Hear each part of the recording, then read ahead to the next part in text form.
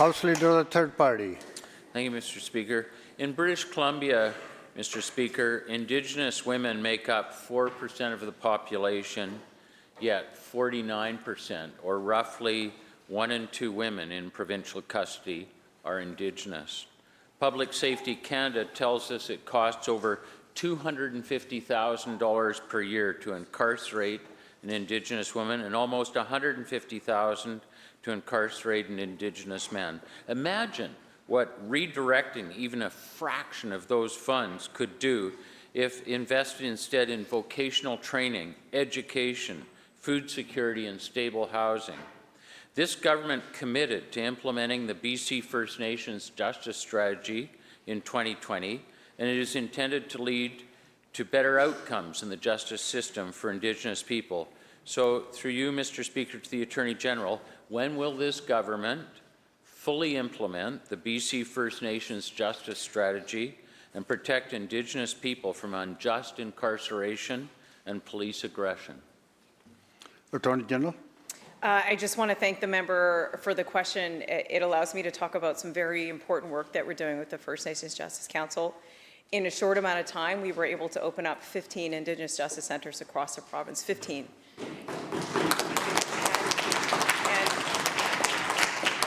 And those centres are made up of really strong Indigenous leaders and legal counsel that are there to represent Indigenous people that are facing charges in the criminal justice system in order to help them with, I think, what the member is raising, a very important concern and commitment we have is to mitigate against the overrepresentation of Indigenous people in our justice system and the systemic racism that exists when they face the criminal justice system. And they are doing incredible work.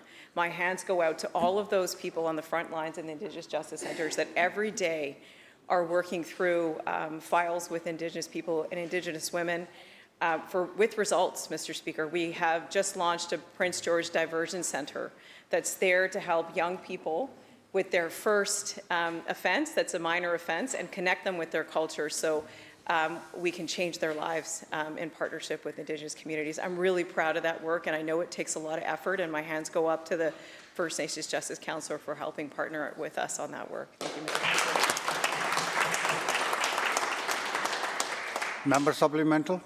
Mr. Speaker, clearly, as the Attorney General mentioned, the government may say it's committed to safeguarding Indigenous people from an unjust system, yet we continue to see the province promote policing practices that further this violence. For example, the RCMP's controversial and heavily criticized Critical Response Unit will be enforcing this government's new fast-tracked resource and infrastructure projects.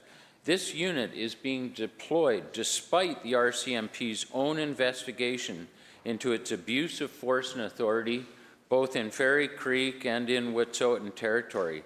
The RCMP have admitted that this unit overstepped its authority, Mr. Speaker, yet still this government sees its deployment fit. So, to the Minister of Public Safety and Solicitor General, why is this government authorizing the deployment of the CRU, and how does this government plan on deploying this unit against First Nations oppositions to projects such as Silesem's? Minister of Public Safety and Solicitor General.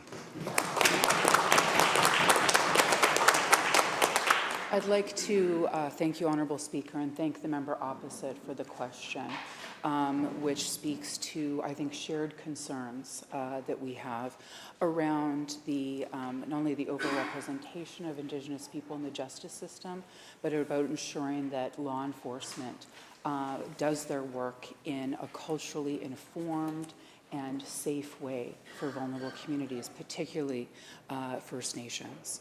This is why our ministry works in partnership with the Ministry of the Attorney General on the Indigenous Justice Strategy and on closely working with police, including the RCMP, My ministry meets with representatives of First Nations communities on a regular basis, including most recently at the First Nations leadership gatherings, to hear directly about concerns, about any concerns about the RCMP, so that in the work of superintendents, my ministry can work with law enforcement very directly to ensure that communities, Indigenous communities, are safe.